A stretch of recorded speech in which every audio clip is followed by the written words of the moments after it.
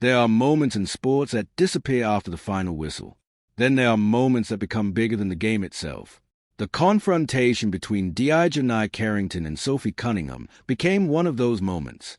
What started as a physical play between the Indiana Fever and Chicago Sky quickly turned into a much larger debate about officiating, social media, race, endorsements, and the growing business power of WNBA players. The play itself was difficult to ignore. Carrington's arm came across Cunningham as the two battled during the game, making direct contact around the head and neck area.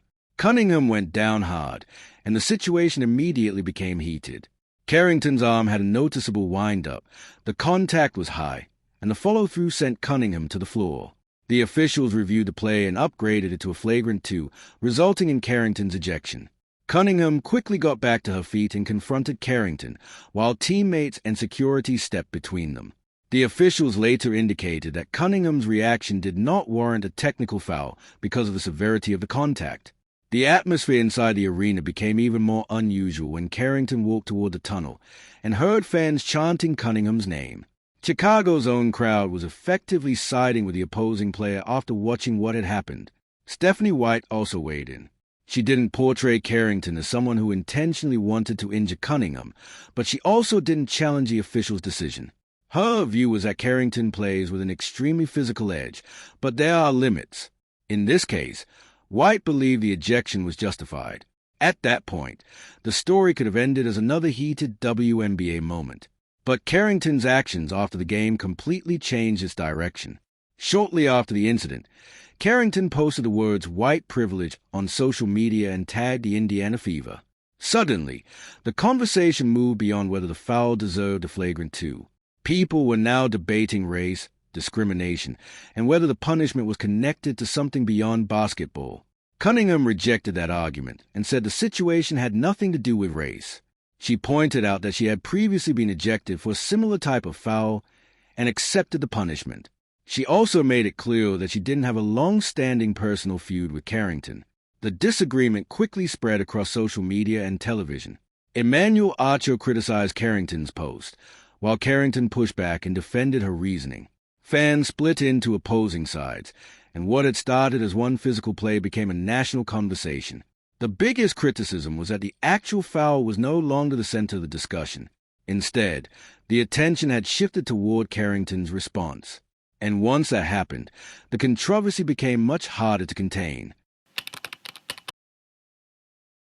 The Cunningham incident also brought older moments back into the spotlight, particularly Carrington's previous physical encounters with Fever players. One of the biggest examples involved Caitlin Clark during the 2024 playoffs. During that game, Carrington made contact with Clark around the eye area.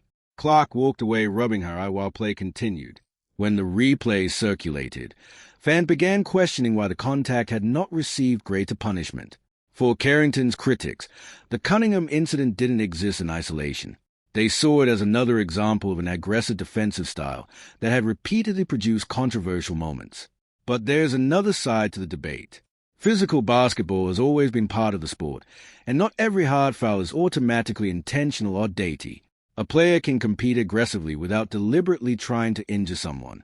That distinction became increasingly important as the discussion around officiating grew. Fans began comparing different plays involving Clark and other Fever players. They argued that some contact was called quickly while other, more dangerous-looking plays appeared to receive less attention.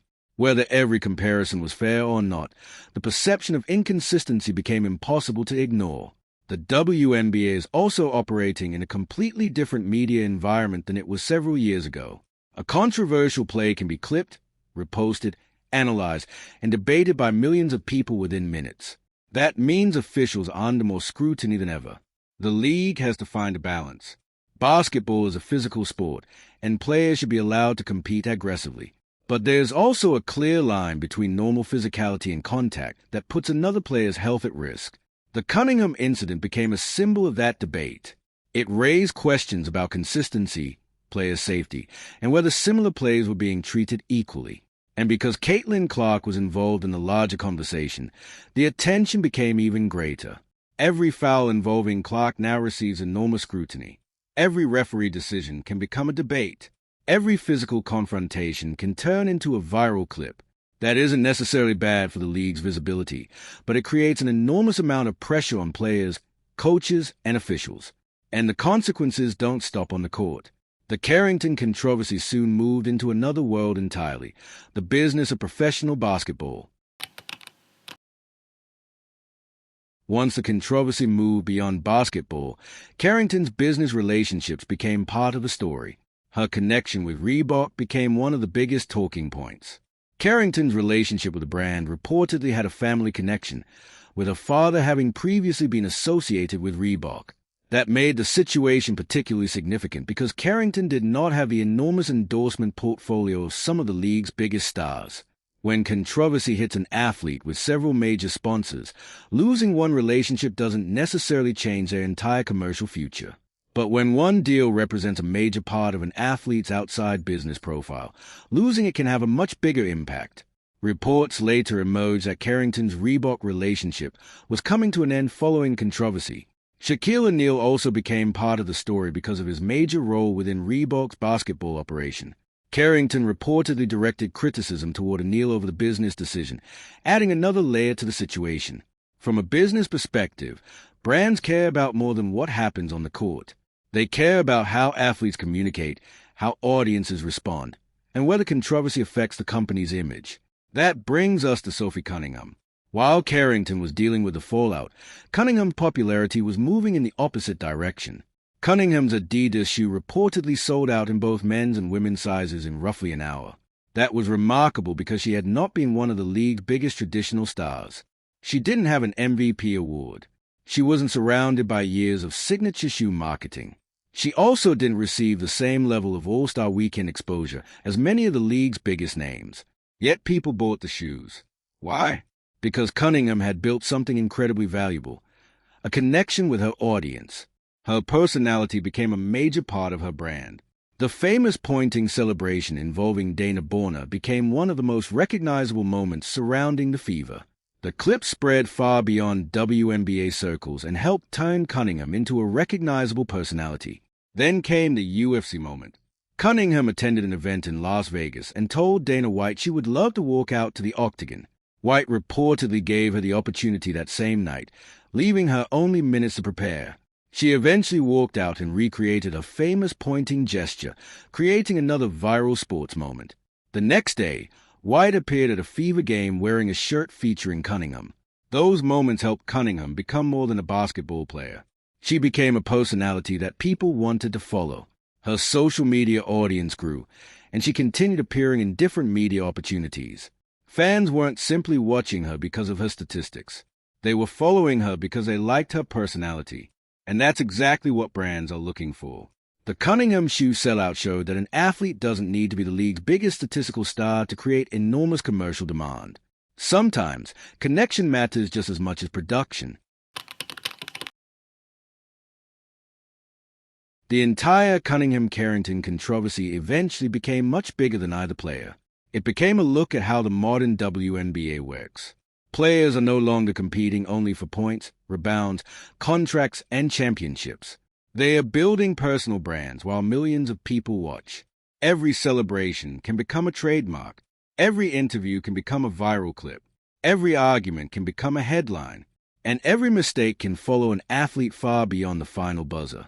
For the Indiana Fever, that business growth is happening alongside an increasingly talented roster.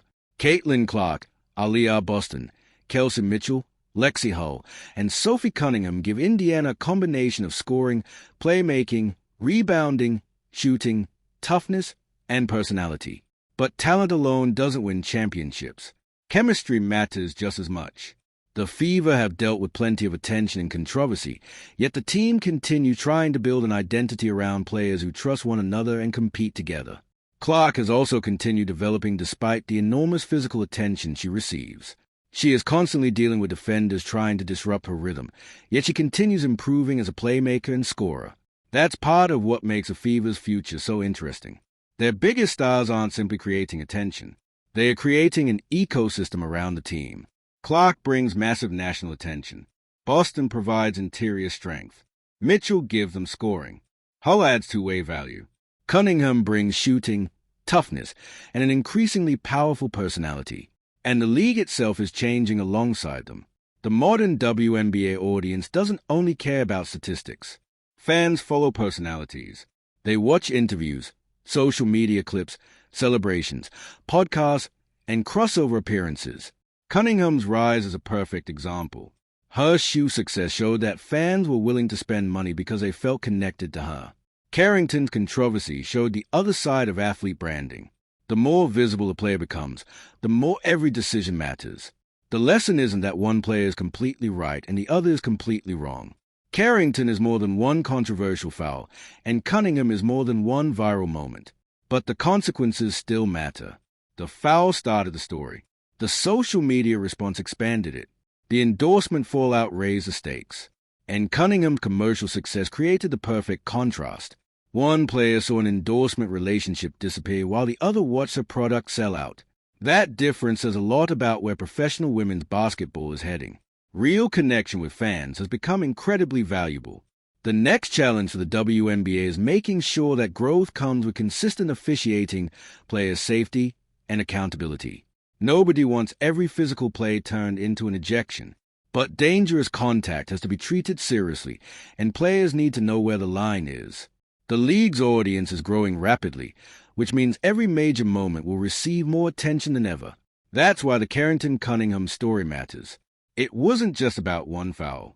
It was about basketball, personality, social media, sponsorships, and the changing business of the WNBA all colliding at once. Now the questions are bigger. Can Indiana turn its growing talent and popularity into a championship-level team?